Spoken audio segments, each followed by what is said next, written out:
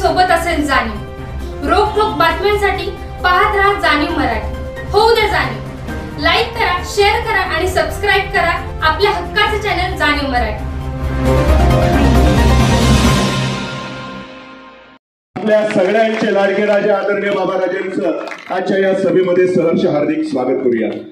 मंडळी, सभेला काही वेळापूर्वीच सुरुवात झालेली आहे, मात्र मान्यवरांचे स्वागत आणि सत्कार बाबा राजे येण्या अवकाश आहे म्हणून दोन्ही महाराज आज खूप वर्षांनंतर एकत्र आपल्या गोडोली गावामध्ये उपस्थित आहेत। तर त्यांचं आपल्या गोडोली गावाच्या वतीनं या ठिकाणी सन्माननीय खासदार श्रीमंत छत्रपती उदयनराजे भोसले महाराज साहेब यांचं आपण स्वागत करावं। निमित्तानं सहर्ष स्वागत होते।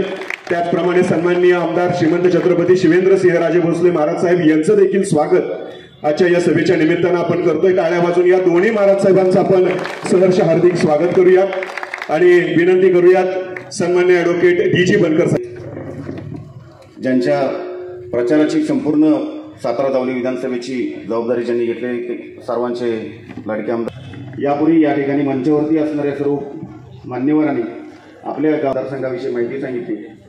या निवडणुकीच्या कालखंडामध्ये बऱ्याच गोष्टी आज समोर येऊ लागलेल्या आहेत, पण या समोर येत असणारा या ज्या गोष्टी तुमच्या समोर येतात, सिंहराजे भोसले तसेच आपले गोडोली गावचे माजी उपनगराध्यक्ष दत्ता बनकर तसेच अशोकराव मोरे दादा, आपल्या पतसंस्था फेडरेशनचे व्यंकटराव मोरे बापू, या प्रभागाचे नगरसेविका मनीषाताई काळुके, नगरसेवक रणजित चव्हाण, भाजपच्या वरिष्ठ नेत्यांना सातारा मतदारसंघातील उमेदवारास तिकीट मिळेल त्या उमेदवारास गट तट तसेच मतभेद व मनभेद विसरून सातारा जावली मतदारसंघातून भरघोस असे मतदानाचे लीड देऊन विजय करण्याचा शब्द दिला होता।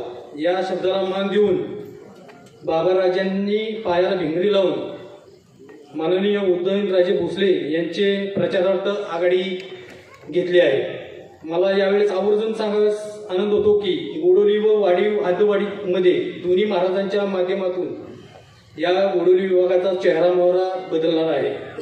अनेक महत्वाकांक्षी प्रकल्प या दोघांच्या माध्यमातून आकारास येणार असून शाहूनगर गोडोली त्रिशंकू विभागात 24/7 32 कोटींची पाणी योजना, तसेच गोडोली त्रिशंकू विभागासाठी छत्रपती संभाजी स्मारक क्रीडा संकुल व गोडोली तळे सुशोभीकरण या कामामध्ये भरीव निधी दिला आहे। काही कामे पूर्णत्वाच्या मार्गावर येत आहे, काही कामांच्या वर्क ऑर्डर तयार झालेले आहेत। या दोघांच्या माध्यमातून गोडोली विभागाचा चेहरा मोहरा बदलणार आहे। तरी येणाऱ्या निवडणुकीत आपण श्रीमंत छत्रपती खासदार उदयनराजे भोसले यांना भरघोस मताने निवडून आणून द्यायचा निर्धार करूया आणि मी माझं छोटेखानी भाषण संपवतो। जय हिंद, जय महाराज। छत्रपती उदयनराजे भोसले यांच्या प्रचारासाठी आज गोडोलीमध्ये इथं या भैरवनाथ पटांगणामध्ये भैरवनाथ मंदिराच्या समोर ही कोपरा सभा होती आहे। या सभेला आपल्याला संबोधित करायला स्वतः उमेदवार श्रीमंत उदयनराजे आज इथे उपस्थित आहेत। त्याचबरोबर मान्य व्यंकटराव बापू, मान्य शेखर मोरे पाटील, मान्य ॲडव्होकेट डी.जी. बनकर, सुनील मोरे पाटील, त्याचबरोबर फिरोज भाई पठाण, अशोक मोरे, श्रीकमराव नावडकर, शिरीष चिटणीस, आशुतोष चव्हाण, बाळासाहेब बाबर, मनीषाताई काळुके, सगळे आपल्या फरांदेताई इथे उपस्थित आहेत। सुवर्णताई पाटील आमच्या भारतीय जनता पार्टीच्या प्रदेशच्या पदाधिकारी आज इथे उपस्थित आहेत आणि सर्वच स्टेजवर आणि समोर सुद्धा तुम्ही सगळे तेवढे तोलामोलाचे जबाबदार आणि ज्येष्ठ मंडळी, वडीलधारी मंडळी, माझ्या सर्व माता भगिनी, तरुण मित्रांनो, मी जास्त वेळ घेणार नाही कारण आता 10पर्यंतची उदयनराजांना पण उमेदवार म्हणून आपल्याशी बोलायचं आहे। मी आपल्याला एवढं सांगतो की बंधूंनो, ही लोकसभेची निवडणूक आहे। आपल्याला ही लोकसभे किंवा एक मोठा दृष्टिकोन, एक वेगळ्या नजरेतनं आपल्याला या निवडणुकीकडे बघणं गरजेचं आहे। आज या निवडणुकीतनं आपण भले आपल्याला मोदींना मतदान करता येत नसेल थेट, पण एक लक्षात घ्या, उदयनराजेंच्या कमळाच्या समोरचं बटन दाबून तुम्ही मोदींनाच मतदान करताय हे लक्षात घेतलं पाहिजे। कारण उद्या सरकार स्थापन होणार आहे भाजपचं. नरेंद्रजी मोदी हे पंतप्रधान होणार आहेत ही वस्तुस्थिती आहे, ही देशातली वस्तुस्थिती आहे. जगात सगळ्यांना, जगभरामध्ये सगळ्यांना माहिती आहे की मोदी हे जूनमध्ये पंतप्रधान पदाची शपथ घेणार आहे. आणि असं असताना प्रवाह देशातला आपण सगळं बघत असताना, सगळं आपल्याला कळत असताना आपला खासदार हा सत्तारूढ पार्टीचा किंवा सत्तारूढ बाजूचा असला पाहिजे, तर आपल्याला हक्कानं कामं ही केंद्र सरकारकडनं आपल्या मतदारसंघातली जी आहे ती आपल्याला करून घेता येतील, आणता येतील, ही वस्तुस्थिती आहे. प्रवाहाच्या विरोधात जाऊन म्हणजे प्रवाह सोडून दुसरा काहीतरी निर्णय घेऊन काही फायदा होणार नाही. प्रवाहाच्या विरोधात जाऊन काही होत नाही, दमछाक होती आणि शेवटी माणूस प्रवाहाच्या विरोधात गेल्यावर गटाण्या खाऊन बुडून जातो, ही वस्तुस्थिती आहे. त्यामुळं कुठेही वेगळं काही जी काही टीका टिप्पणी, जे काही समोरचे आता प्रचार म्हटल्यावर सगळे येणार, लोकशाही आहे, आपण कुणाला अडवू शकत नाही, कुणाला नाही म्हणू शकत नाही. अशा याच्यामध्ये जे सगळी आपल्यापर्यंत लोक येतात त्यांचा आपण कितपत विचार करायचा ह्याचा कुठेतरी मतदार म्हणून आपण विचार केला पाहिजे. मी मगाशी रविवार पेठेमध्ये बोललो, इथं सुद्धा आपल्याला एक विनंती करतो की आज जे महाविकास आघाडीचे उमेदवार आहेत शिंदे साहेब, हे आपल्या सातारा जिल्ह्याचे पालकमंत्री होते, वकील आपल्या व्यंकटराव. तुम्ही पण विचार करा, तुम्ही हे सगळे हे शिंदे साहेब हे पालकमंत्री होते. जिल्ह्याचं ठिकाण सातारा आहे. शिंदे साहेब मला वाटतं 1.5-2 वर्ष पालकमंत्री होते, 2 वर्ष होते, त्यावेळेला राष्ट्रवादीची सत्ता होती, मी पण राष्ट्रवादीचा आमदार होतो. मला एक तुम्हाला सगळ्यांना प्रश्न विचार की इथं बसलेला कुणीही विचार करून सांगा की पालकमंत्री असताना शिंदे साहेबांनी पालकमंत्री म्हणून सातारसाठी दिलेलं एक काम तुम्ही सांगा. तुम्हाला कोणाला आठवलं, आज आठवलं, उद्या आठवलं तरी उद्या मला फोन करून सांगा. हे पालकमंत्री असताना जिल्ह्याचं ठिकाण, हेडक्वार्टर ज्याला आपण म्हणतो जिल्ह्याचं, एक पण काम आज पालकमंत्री म्हणून त्या काळामध्ये आपल्यासाठी दिलेलं पालकमंत्र्यांनी हे आपल्या आठवणीत येऊ शकत नाही, ही वस्तुस्थिती आहे. मग त्यांना मतं मागायचा अधिकार किती आहे हे आपण कुठेतरी विचार केला पाहिजे. आज सातारा शहर आणि प्रामुख्यानं हद्दवाढीचा जो सगळा भाग आलाय, शाहूनगर असेल, विलासपूर असेल, ही हद्दवाढ आपण करून घेतली. आज कोट्यावधीचा निधी राज्य शासनाच्या माध्यमातून या हद्दवाढीच्या सगळ्या याच्यामध्ये आलाय. आज रस्ते झाले, आज पिण्याच्या पाण्याच्या योजनेचं नवीन काम सुरू झालेलं आहे. आज 32 कोटीची, जे आता पाटलांनी सांगितलं, 32 कोटीची योजना, या संपूर्ण परिसरासाठी नवीन योजना आता शासनाच्या माध्यमातून मंजूर होऊन तिचं काम पण आता सुरू झाले, ते पूर्णत्वाला पण जाईल. त्यामुळे या गोष्टीचा विचार करा की शेवटी हा सगळा निधी जो आला हा कुठनं आला. ज्या ज्या सुशोभीकरणाच्या गोष्टी इथं पाटलांनी इथं सांगितल्या, मग संभाजी महाराजांच्या पुतळ्याचं हे असेल, आपलं गोडोली तळ्याचं सुशोभीकरण, किंवा आता नवीनच जे आपलं क्रीडा संकुल इथं उभं करण्याबद्दल जी मंजुरी आपण घेतली त्याचा विषय असेल, किंवा अन्य बाग बगीचे जे प्रत्येक छोट्या छोट्या कॉलन्यांमध्ये आज उभे राहू लागलेत, आज समाज मंदिर, सभा मंडप जे उभे राहू लागले, ही कुठनं आली, रस्ते कुठनं झाले, हे सगळे जिथं पूर्वी रस्ता नव्हता त्या ठिकाणी रस्ते कुठनं गेले, या सगळ्या गोष्टीचा विचार करा. हे सगळं भाजपमुळं आणि मुख्यमंत्री एकनाथ शिंदे, देवेंद्र फडणवीस यांच्यामुळं हे सगळं झालं. त्यांनी भरभरून आपल्याला निधी दिला, सातारला भरभरून त्यांनी शासनाकडनं तिजोरीतनं निधी दिला, म्हणून आज हे सगळं आपल्या इथे घडतंय. आणि मग आता आपल्याला ज्यांनी आपल्याला दिलं त्यांना परत देण्याची वेळ ही मताच्या माध्यमातून आलेले हे लक्षात घ्या. आज टक्केवारीबद्दल आपलं जे मताची टक्केवारी कमी पडती त्याबद्दल बनकर साहेब बोलले, मला त्याच्यावर पण आपल्याला सगळ्यांना विनंती करायची की जी बूथची रचना आहे ती बनकर साहेब, तुम्ही, शेखर पाटील, फिरोज वगैरे या सगळ्यांनी बसून, व्यंकटराव असतील, सगळी मुलं आता येत आहेत, सगळ्यांनी बसून, आपला विजय वगैरे सगळ्यांनी बसून ती बूथची जी काही रचना आहे ती तुम्ही जर नीटनेटकी केली, ज्याप्रमाणे भारतीय जनता पार्टीनं 30 जण एक नियमा वगैरे सगळं सांगितले, हे तुम्ही जर केलं तर 100% आपली मताची संख्या जी आहे, मतदानाची संख्या वाढणार आहे, ही वस्तुस्थिती आहे. आपण ते ऐकतो आणि आपल्याला वाटतं यात काय एवढं हे नाही, करायची काही गरज नाही, आपण नेहमीसारखं बूथ मतदान असेल त्याच्या आदल्या दिवशी चिठ्ठ्या वाटू आणि दुसऱ्या दिवशी बूथवर बसू आणि मग लोक मताला आले की आत्म मतदार यादी आणायची आणि हुडकून आणा, हे त्याच्यामध्ये होत नाही. तुम्ही तेवढे ठराविक जे त्यांनी घालून दिलंय की एका पानावर असणारी जी असतील तेवढीच घरं एकाने बघायची, तेवढ्यांवरच लक्ष ठेवायचं, त्यांनाच भेटायचं, तेवढीच मतं आणायची आणि त्यानं त्याच्या कामाला निघून जाऊ दे. त्यानं दुसऱ्या पानावरची मतं पण आणायची नाही. आणि एका पानावर जर बघितलं तर माझ्या माहितीनं 30 मतं फक्त एका पानावर असतात. आणि 30 मतं म्हणजे किती, 4 ते 5 घरांमधनं असू शकतील, 6 घरं जास्त म्हणजे 30 मतं म्हणजे 6 अगदी घरातली 4 मतं जरी म्हटली तरी 5-6 घरांमध्ये 30 मतं झाली. म्हणजे एका माणसानं फक्त 5 ते 6 घरं, एका कार्यकर्ता ज्याला आपण म्हणू त्यानं बघायचे, 7वं घर सुद्धा त्यानं बघायची गरज नाही. आणि तेवढंच मतदान होतंय का नाही, झालंय का नाही, हे मतदान आपल्या बाजूचं आहे का विरोधातलं आहे, हे मतदान न्यूट्रल आहे का, की ज्याला आपल्या बाजूनं वळवता येईल, एवढा अभ्यास फक्त आपल्याला त्या पन्ना प्रमुख जे म्हटलं जातं किंवा बूथ प्रमुखानं जे आहे त्यानं तेवढा करायचं, एवढाच विषय आहे. आणि हे तुम्ही केलं तर 100% मी तुम्हाला देतो की सातारा शहरातलं सगळं जी मताची टक्केवारी आहे ती फार मोठ्या प्रमाणावर वाढत. आणि जी लीडची आपण भाषा सगळेजण आपण करतोय ते लीड, हे जर आपण बूथची रचना प्रभावीपणे राबवू शकलो तर ते लीड सुद्धा आपण सातारा शहरातनं मिळवू शकतो, ही वस्तुस्थिती आहे. आज इथं तसं बघितलं तर विरोधी महाविकास आघाडीचं फार काय साताऱ्यामध्ये शहरामध्ये किंवा इथं फार कोण मोठे कार्यकर्ते त्यांच्या मागे आहे किंवा त्यांची काही यंत्रणा आहे असं काही नाही. एवढं असताना आपण कमी पडून चालणार नाही.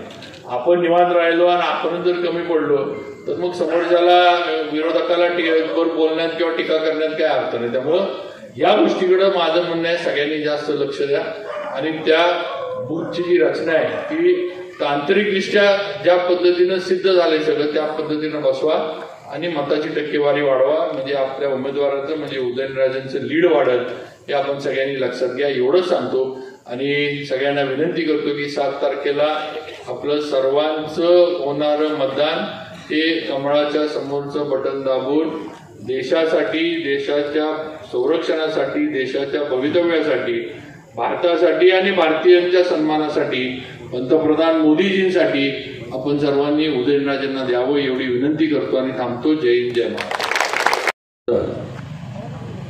या ठिकाणी उपस्थित असलेले आमचे बंधुराज आणि सातारा जवळचे मतदारसंघाचे कार्यक्षम असे आमदार शिवेंद्रराजे,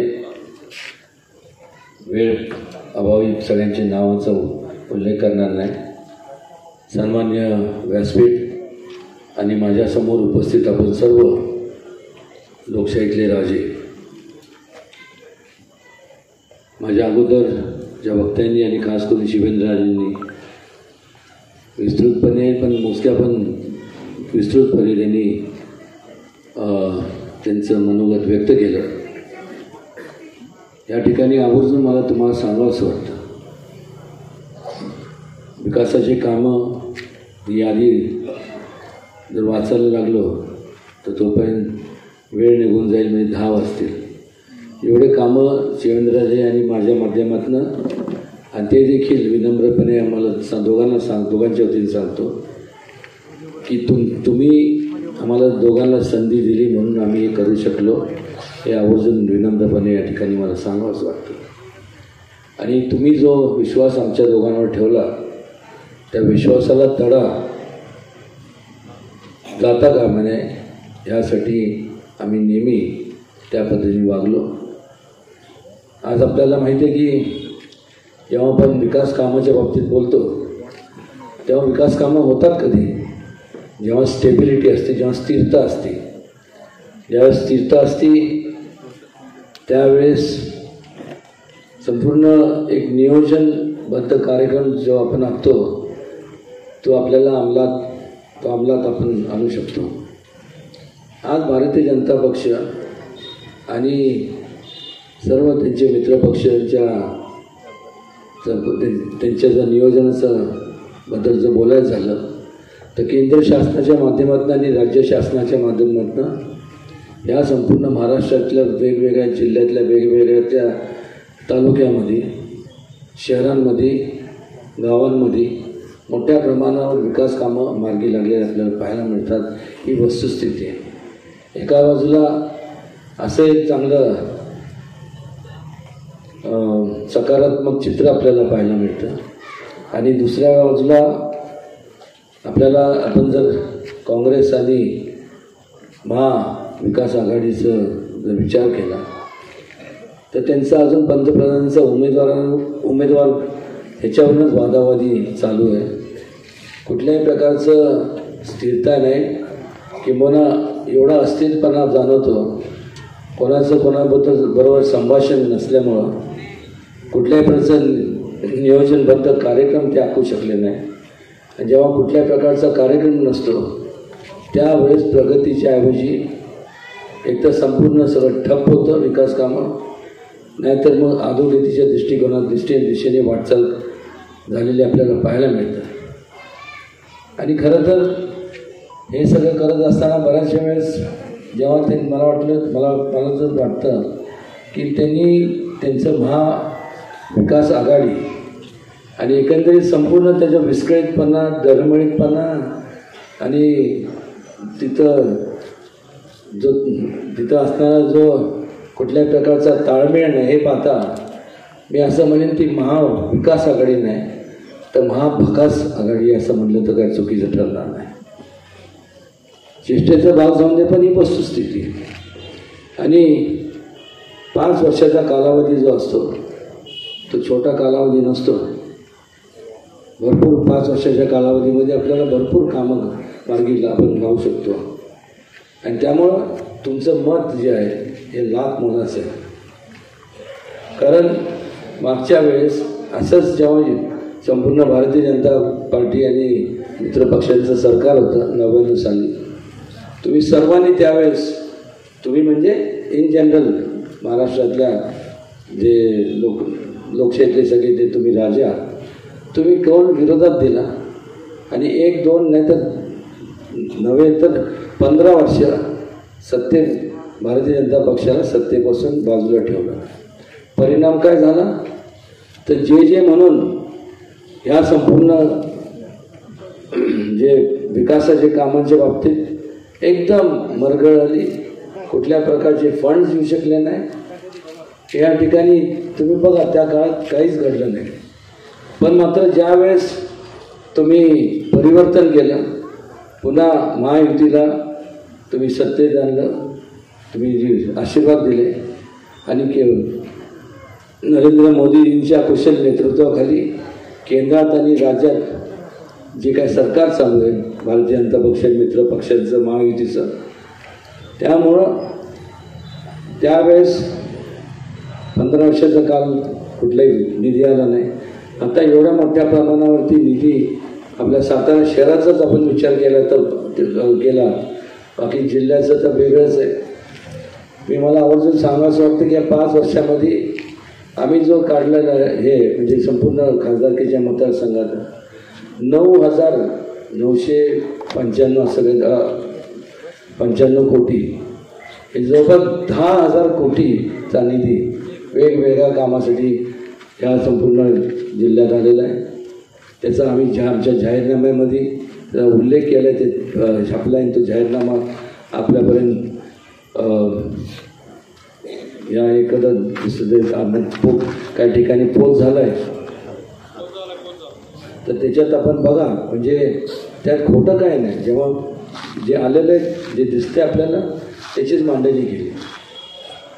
आणि हे होत असताना मगाशी शिवेंद्रराजेंनी ज्याचा उल्लेख केला, सत्ता ही कोणाची येणार ह्याच्याबद्दल म्हणजे दुमत कोणाचंच नाही.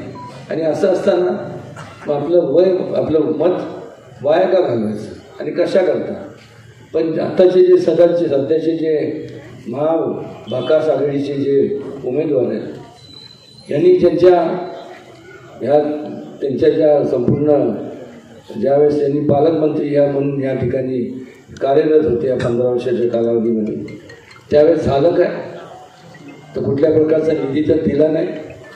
किंबहुना आज नैतिकदृष्ट्या त्यांना कुठल्याही प्रकारे केवळ हितच नाही सातारा शहरात नाही तर या संपूर्ण सातारा लोकसभा मतदारसंघात कुठेही जाऊन मत मागण्याचा अधिकार याच्याकरता नाही की त्यांच्याकडं सिंचन खातं होतं, म्हणजे इरिगेशन खातं होतं. आणि या 15 वर्षाच्या कालावधीत एक नवा रुपयासुद्धा ह्या जिल्ह्याकरता निधी त्यांनी दिला नाही. बरेच प्रकल्प रखडले गेले. त्याबरोबर पिण्याच्या पाण्याचा प्रश्न तसाच प्रलंबित राहिला. शेतीच्या पाण्याचा प्रश्नसुद्धा मार्गी लागला नाही. पण ज्यावेळेस सरकार बदलल्यानंतर आज तुम्ही पाहता की एकदम जमीन आसमानचा फरक पाहायला मिळतो. ठिकठिकाणी मोठ्या प्रमाणात केंद्र शासनाच्या आणि राज्य शासनाच्या माध्यमातून निधी ह्या संपूर्ण जिल्ह्याला ह्याच जिल्ह्याला काय महाराष्ट्रभर ज्या ज्या ठिकाणी संपूर्ण पाण्याशी संबंधित जे काही प्रोजेक्ट्स आहेत त्याच्याकरता भरपूर निधी देण्यात आला. आणि आज त्याच्यामुळं आज एक प्रकारचा मोठा दिलासा लोकांना मिळाला, शेतकऱ्यांना मिळाला. आणि ज्या लोकांना मला एक समजत नाही की वारंवार जे सांगितलं जातं की आम्ही रडीचा डाव खेळतो. रडीचा डाव आम्ही खेळतच नाही, ते आमची परंपरा नाही आहे. पण ह्यांनी काय खेळत तर लोकांना रडवण्याचा डाव खेळ. ज्या लोकांच्या जीवावरती ते मोठे झाले त्यांच्या टाळूवरचंच संपूर्ण मलिदा त्यांना डबऱ्यात घालण्याचं काम केलं. आणि संपूर्ण मलिदा ह्यांनी संपूर्ण एक प्रकारचा घोटाळा केला आणि ते सिद्ध झालं आहे. आज मला सांगा नैतिकदृष्ट्या जबाबदार म्हणजे कुठलं म्हणजे लोकांसमोर जात असताना एका बाजूला शिष्टाचार आणि एका बाजूला भ्रष्टाचार. लोक भ्रष्टाचाराला कधीच मतदान करत नाही. आणि जर ज्या लोकांच्या बाबतीत असं घडलं, आज मला सांगा की आज त्या लोकांची काय अवस्था आहे. आणि इथं तर ते निवडून येणारच नाही. कारण की कालची जी सभा होती ती प्रचाराची सभा नव्हती, ती विजयाची सभा होती. आणि औपचारिकता फक्त बाकी राहिलेली आहे. हे 7 तारखेला मतदान आहे, 4 तारखेला निकाल. हे जरी बरोबर असलं तर मगाशी शिवेंद्रराजे म्हणाले आणि फार महत्त्वाचा मुद्दा आहे, लक्षात घ्या. उन्हाळ्याचे दिवस आहेत आणि त्यामुळं संपूर्ण नियोजन ह्या संपूर्ण मतदार आणायचं ते आम्ही संपूर्ण करू. पण त्या भागातले म्हणजे इथले जे सगळं तरुण जे वर्ग आहे, आपण तुमच्या एरिया वाईज फक्त तुम्ही जरी तेवढं सांभाळलं तरी चिक्कार झालं. आणि मी आपल्याला एक शब्द देतो की ह्या संपूर्ण केवळ ह्या निवडणुकीपुरतं मी हे बोलत नाही. भविष्य काळात जेव्हा आमदारकीच्या निवडणुका जाहीर होतील त्यावेळेस 6च्या 6 आमदारकीच्या मतदारसंघात प्रत्येकाच्या करता जेवढं मी माझ्या खासदारकीच्या माझ्या स्वतःच्या निवडणुकीत जेवढा मी कष्ट घेतोय तेवढंच किंवा जास्त कष्ट मी सगळ्यांसाठी घेणार आहे.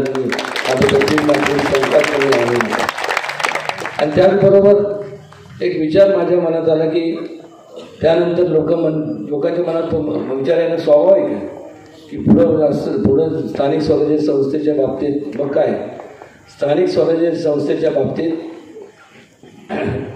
त्या ठिकाणी जो मला वाटतं म्हणजे ज्याच्याशी ह्याच्यावर चर्चा होऊ शकते.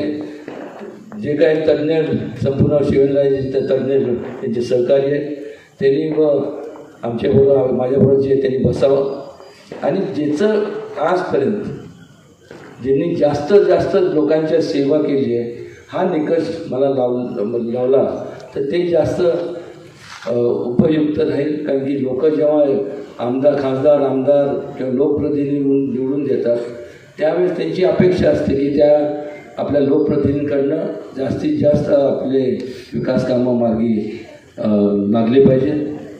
आणि हे बोलत असताना आपण दुसरा एक विचार करणं गरजेचं आहे की नेहमी सांगितलं जातं मी कालच्या सभेत थोडं बोललो म्हणजे कारण नसताना जातीमध्ये तेढ निर्माण करायचं काम चालू आहे की संविधान बदललं जाणं. संविधान बदलण्याचं विशेष उद्भवत नाही.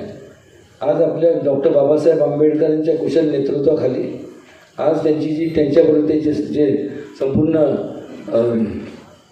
सहकारी होते हे संपूर्ण संविधान तयार बनवण्यात एवढे बारीक बारकावे त्यांनी मायक्रो प्लॅनिंगनी आणि संपूर्ण बारकावे विचारात घेऊन आपलं संविधान तयार केलं गेलं आहे. किंबहुना ह्या संपूर्ण जगभरात जर विचार केला तर आपल्या संविधान जे आहे त्याच्या जवळपास दुसऱ्या कुठल्याही देशाचं जर आपण कम्पेअर केलं किंवा त्याची तुलना केली तर तेवढं बारकाई तिथं पाहण्यात आलेलं नाही. आणि हे बोलत असताना त्याच्या मागचं एकच कारण की संविधान बदलणार आणि आरक्षण जे आहे ते त्याच्यावर तुमच्या आरक्षणावर गदा येणार.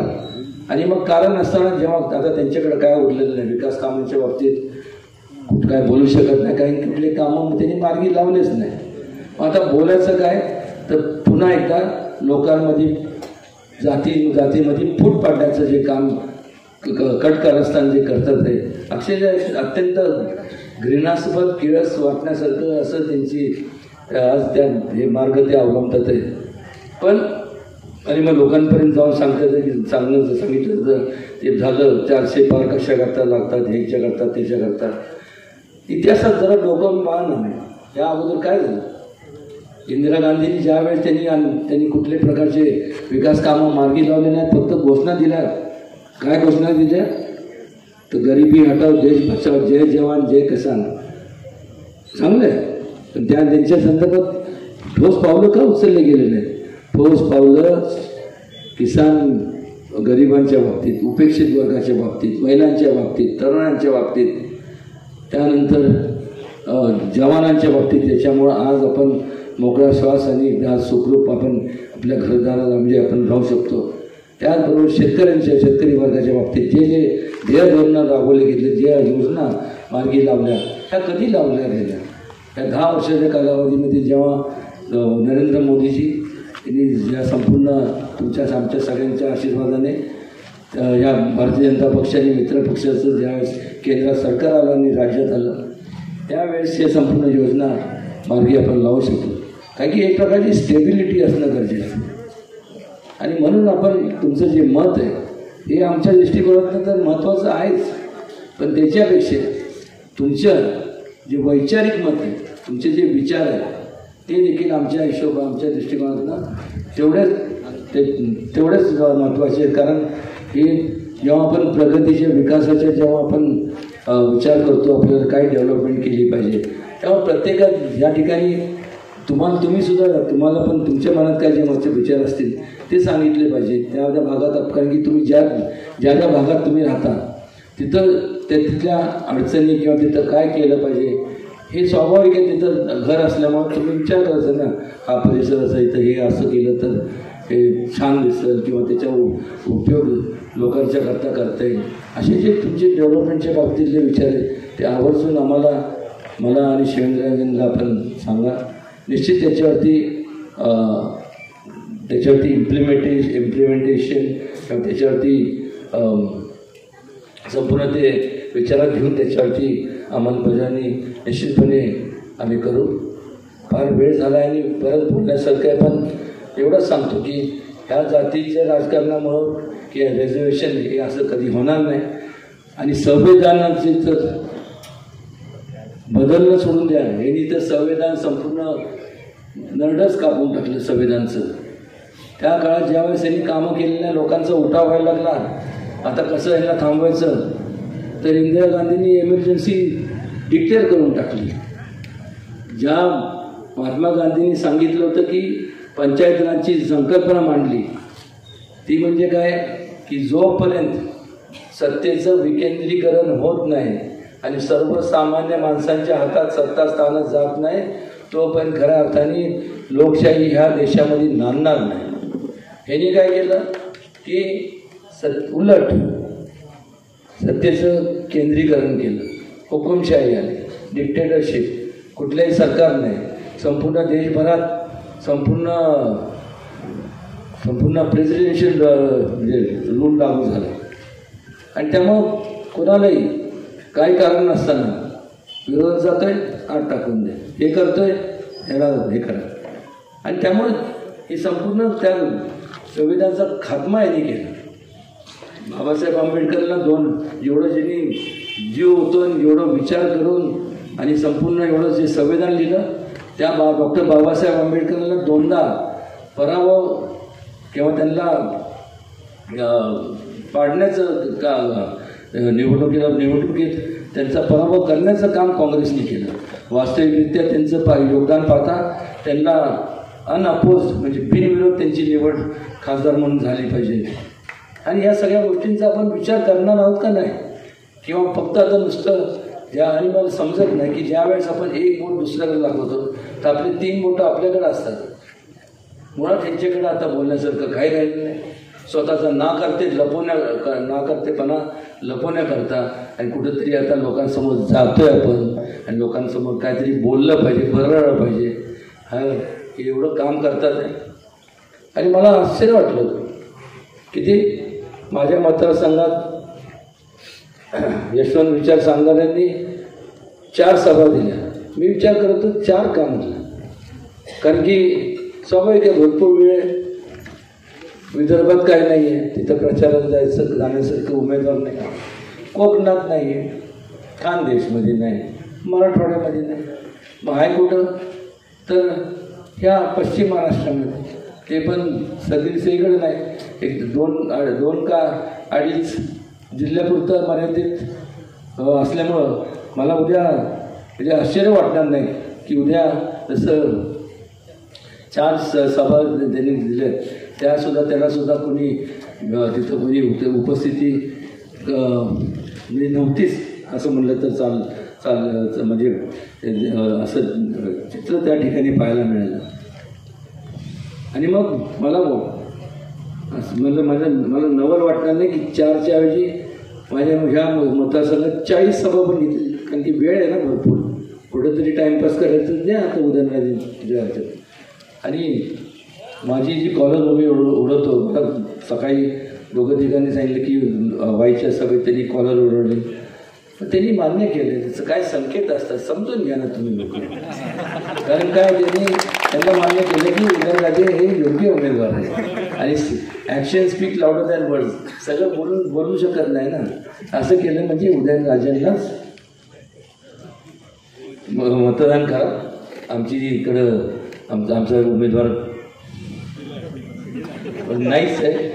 आणि आपल्या सगळ्या ठिकाणी जी जमलात एवढी मोठी पण ही झाली तर ही घोडवलीची सभा, यांची तालुक्याची सभेला फक्त 2.5 का 2.5 का 3,000 सगळे लोक होते.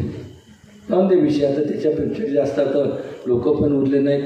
आता लोकांनी विचार केला पाहिजे की तुम्ही शिष्टाचाराच्या बाजूने मतदान करणार का भ्रष्टाचाराच्या बाजूने करणार, एवढंच या ठिकाणी बोलतो. आणि आपण या ठिकाणी आमच्या दोघांच्या विनंतीला मान देऊन आपण या ठिकाणी वेळात वेळ काढून आलात. आपल्या सगळ्यांचं स्वागत, आपल्या सगळ्यांचे आभार मानतो आणि मला आशीर्वाद देण्याकरता आल्या त्याबद्दल पुन्हा एकदा आपले आभार थांबतो. जय हिंद, जय महाराष्ट्र.